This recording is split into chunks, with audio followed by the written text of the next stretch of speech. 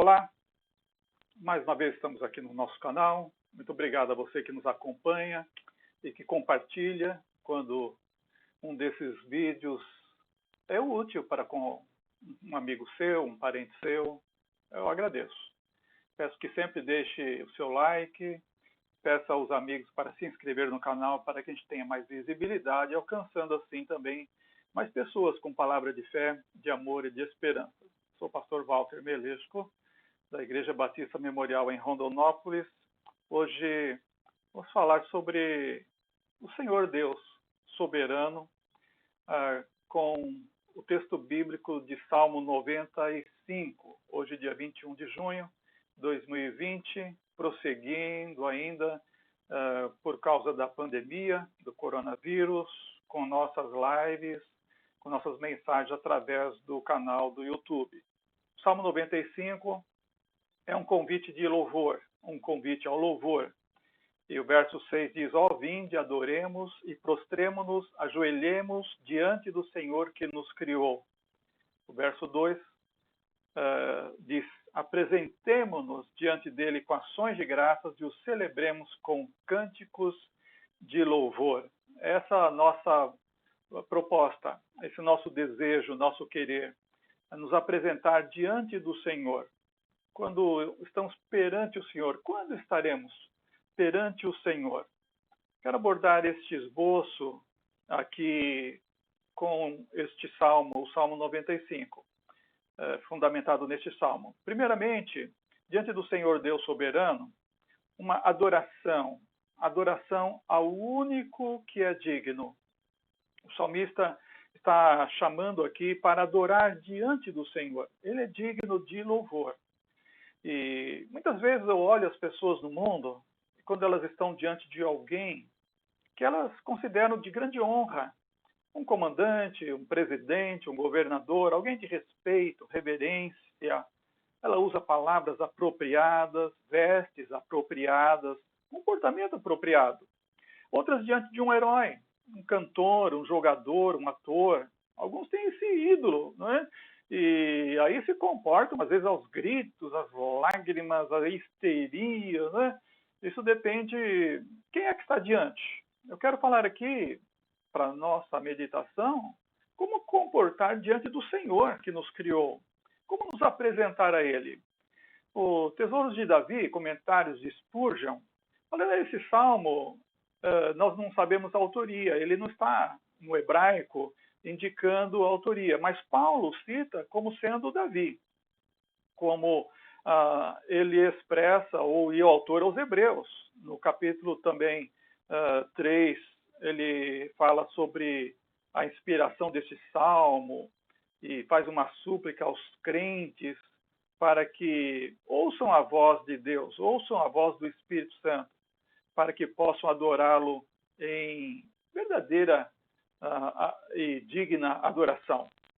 Então, a adoração deve ser ao único que é digno, e Ele é o Senhor, o nosso Criador.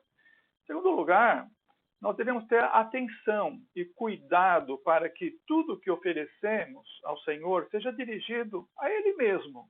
Parece redundância, mas é interessante observar que, às vezes, as pessoas vão para uma congregação, para uma igreja, um templo, e vão para cantar. E assim como os deuses do mundo, as pessoas inventam seus deuses e elas cantam para os seus deuses. Mas nós, quando vamos ao templo, nós vamos cantar ao Senhor, a Yahvé. E porque nós o amamos, nós o adoramos, nós o reverenciamos. E nós vamos lá expressar nossos sentimentos. Nós vamos com nossas vozes, nós unimos o nosso coração aos nossos lábios. E usamos a maior e a mais nobre faculdade que nós temos, que é o louvor, porque o Senhor é digno de receber. Agora, devemos ter cuidado, devemos cantar um canto digno, devemos ser capazes de dizer, venha alguém, e ao mesmo tempo dizer, vamos cantar, nos unindo a essas pessoas, cantando a Deus. O problema é que, às vezes, parece que estamos cantando para nós mesmos. Há um cântico bastante conhecido entre os crentes que diz, eu te busco, te procuro, ó Deus, eu te busco, toda hora espero em ti. conhecer-te quero mais, assim por diante, vai dizendo a letra. Ora, uma coisa é cantar, outra coisa é ser um adorador digno.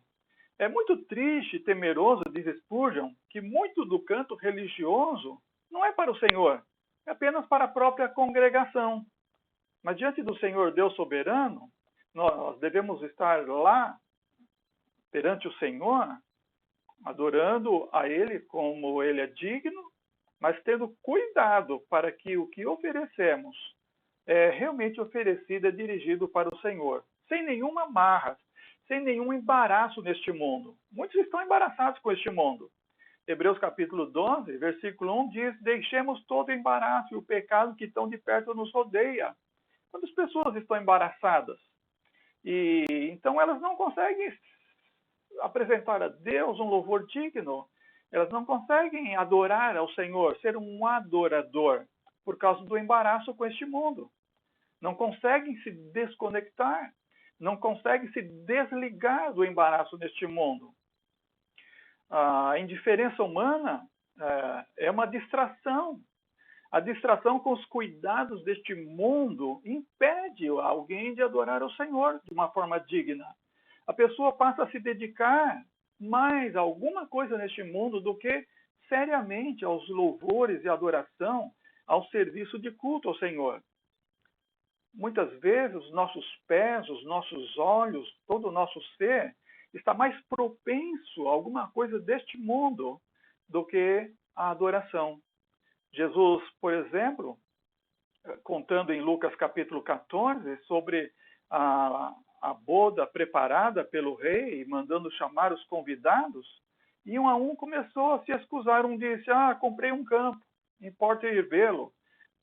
Outro disse: comprei 5 juntas de boi, eu vou experimentá-los. Outro disse: casei, portanto não posso ir. Quantas vezes a pessoa está... não que essas coisas sejam um pecado em si. O problema é quando essas coisas se tornam o pecado em si. E elas tomam o lugar de Deus, o lugar da verdadeira adoração. Então se tornam um embaraço. E elas não conseguem subir ao monte do Senhor, como diz Isaías capítulo 2. Não conseguem subir à casa do Senhor para adorar, para louvar o Senhor de uma forma digna. Então, acima de tudo, nós devemos, em todo o nosso serviço de louvor, devemos prestar atenção e cuidado para que tudo o que oferecemos seja dirigido ao Senhor propriamente. E com mais sincera e fervorosa intenção do coração. Temos que cuidar para que tudo o que oferecemos ao Senhor seja sincero, seja uma coisa fervorosa, da intenção do nosso coração. Então o salmista fala no versículo 20: cantemos ao Senhor com alegria, cantemos com júbilo a rocha da nossa salvação. Davi, nessa canção, ela estava olhando, a sua mente estava a rocha, e o tabernáculo, e o mar vermelho, as montanhas do Sinai, todos aqueles milagres que Deus operou para libertar o povo da escravidão do Egito e transportá-lo através daquele deserto de serpentes ardentes até introduzir na terra prometida. Então ele está falando da alegria sincera do adorador, que une o coração e a alma e apresenta ao Senhor uma música que, como uma corda entrelaçada, ela tem poder e misericórdia, ela tem força e salvação, porque o Senhor é a nossa rocha, Ele é a nossa salvação.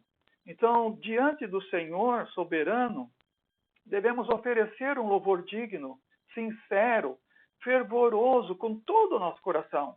Coração alegre, levantando as nossas vozes para louvar o Senhor, não só no templo, mas no dia a dia. E quando estamos reunidos, adorando ao Senhor como povo, fazendo isso de uma forma muito deleitosa, muito alegre. Então vamos adorar ao Senhor, vamos cantar ao Senhor, como o salmista fala, versículo 2, apresentemo-nos diante dele com ações de graça, celebremos com cânticos de louvor, porque ele é o nosso Deus. Então, diante do Senhor, Deus soberano, devemos também aspirar à promessa e o descanso eterno. Enquanto estamos nesse mundo tão atribulado, tão tenebroso, nós temos uma grande promessa. Nós temos a promessa de entrar no descanso do Senhor. Por isso, o nosso inconsciente, muitas vezes, o nosso consciente, está nos dirigindo a buscar aquele lugar sem dor, onde tudo será real. Aqui neste mundo não é tudo real. E por isso, no versículo 11 do Salmo 95, aqui, o salmista fala que Deus declara: jurei na minha ira, eles não entrarão no meu descanso. Aos pecadores, aos desobedientes, Deus falou, não entrarão no meu descanso. Mas nós estamos ansiando aqui, nós desejamos entrar no descanso do Senhor.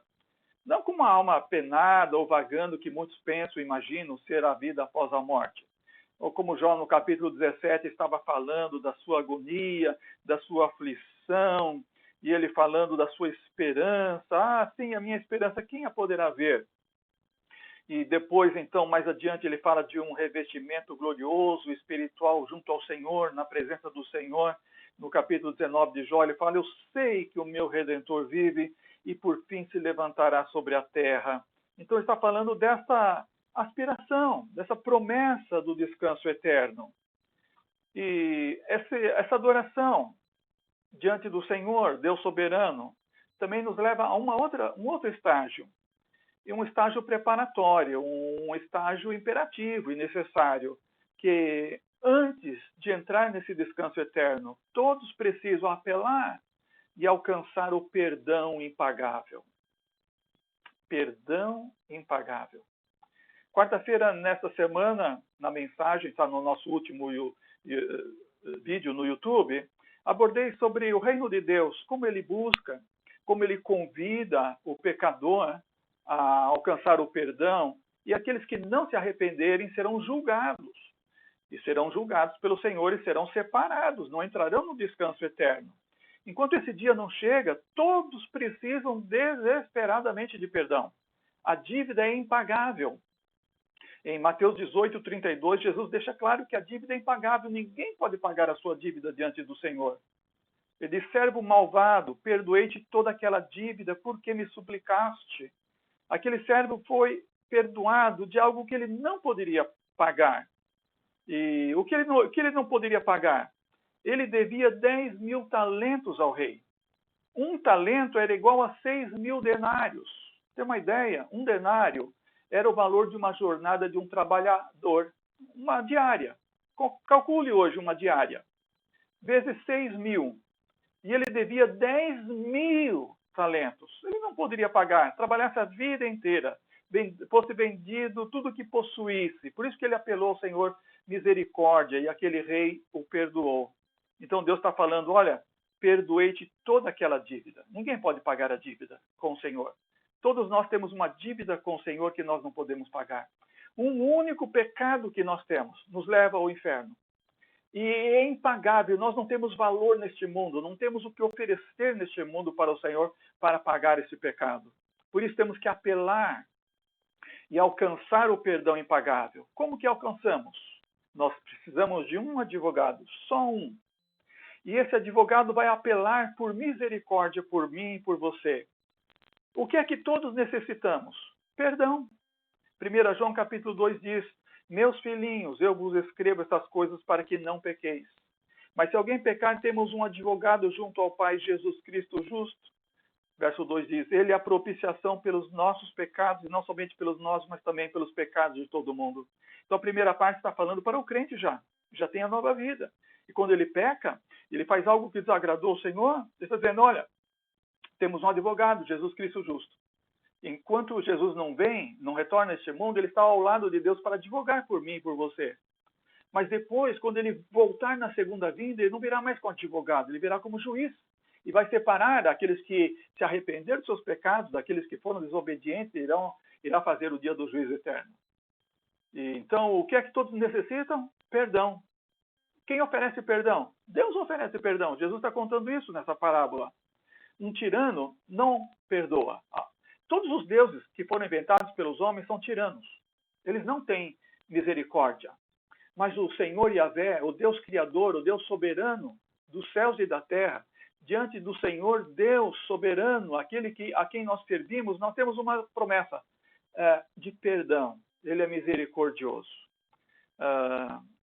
Dia 1º de junho agora, eu hospedei um vídeo que fala sobre Fidel Castro, que em 1959 fuzilou a esposa e as 2 filhinhas do pastor Hernandes. Pode procurar aqui na lista de vídeos, de 1º de junho, eu conto essa história em detalhes. Fidel Castro, um tirano. Ele não perdoou o pastor Hernandes. Não perdoou a sua mulher e suas 2 filhinhas porque eles não negaram Jesus. Porque ele estava dizendo, estou seguindo a Jesus Cristo, deste caminho eu não volto. Então, os tiranos, eles não têm misericórdia. Eles não perdoam. Mas nosso Deus, Yahvé, é misericordioso. E ele perdoa. Em Mateus capítulo 18, essa parábola do servo que teve a sua dívida perdoada, a dívida impagável, é uma demonstração disso. O Senhor falando, o Senhor daquele servo soltou e perdoou-lhe a dívida. Deus é misericordioso. Ele perdoou a dívida. Ele perdoou a minha dívida quando eu clamei misericórdia e perdão. Ele perdoou a sua dívida, meu irmão, minha irmã, quando você clamou perdão e arrependido confessou Jesus Cristo como seu Salvador pessoal. E ele está pronto para perdoar o pecador. Você, pecador, que ainda não confessou os seus pecados, que não confessou com a sua boca Jesus Cristo como Senhor da sua vida, que está esperando Jesus voltar como juiz e ser condenado. Arrependa-se dos seus pecados. Você não pode pagar, não há nada neste mundo para oferecer em troca do seu perdão. A única coisa que Deus aceita é Jesus intercedendo pela propiciação pelos seus pecados. Propiciação quer dizer, Jesus morreu em seu lugar na cruz. O sangue de Jesus é o único que propicia o perdão a você. É o único que Deus aceita para dizer, olha, está perdoado. Eu vou cancelar a sua dívida. Então, você será consolado. Então, depois disso, de aspirar essa promessa, de apelar para alcançar o perdão impagável, o que nos resta? Atender a voz do Espírito Santo. E então o salmista, nesse Salmo 95, ele lembra isso. E essa citação também está em Hebreus capítulo 3, versículo 7, quando diz, se hoje ouvirdes sua voz, falando desse Deus nosso maravilhoso, que nós somos seu povo, que ele é nosso pastor, nós somos seu rebanho. E o verso 8 diz, não endureçais o coração, como em Meribá, em Massá, quer dizer, naquele lugar de provação, naquele lugar de teste, que o povo foi rebelde, desobediente. Hebreus também fala no capítulo 4, da mesma maneira, hoje, dizendo por Davi, né, hoje, se ouvirdes a sua voz, não endureçais os vossos corações. 2 vezes na carta aos Hebreus está falando isso, para ouvir a voz do Espírito Santo. Sabe, pecadores, muitos são, às vezes, convencidos do pecado, precisam se arrepender de seus pecados, precisam confessar Jesus com a sua boca, mas eles endurecem o coração. Eles estão ouvindo a voz do Senhor, do Espírito Santo, mas endurecem o coração. Estão embaraçados com os pecados deste mundo. Estão amarrados com alguma coisa desta vida e não conseguem se desprender, desconectar e com o coração duro caminham para a perdição. Por isso Deus fala que não entrarão no seu descanso. Irão enfrentar o juízo de Deus naquele dia final. O salmista está apelando para que prestemos a Deus uma adoração. Vinde, cantemos ao Senhor, adoração ao único que é digno.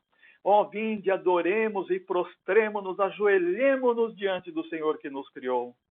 Muitas vezes as pessoas estão cantando na congregação e estão pulando, mas elas não têm uma atitude de se prostrar e se ajoelhar diante do Senhor, ao único que é digno. Não conseguem oferecer um canto que realmente é para o Senhor. Estão muitas vezes oferecendo um canto que é dirigido para a própria congregação. Estão amarrados em algum embaraço deste mundo. Não tem uma sincera e fervorosa intenção de coração em adorar.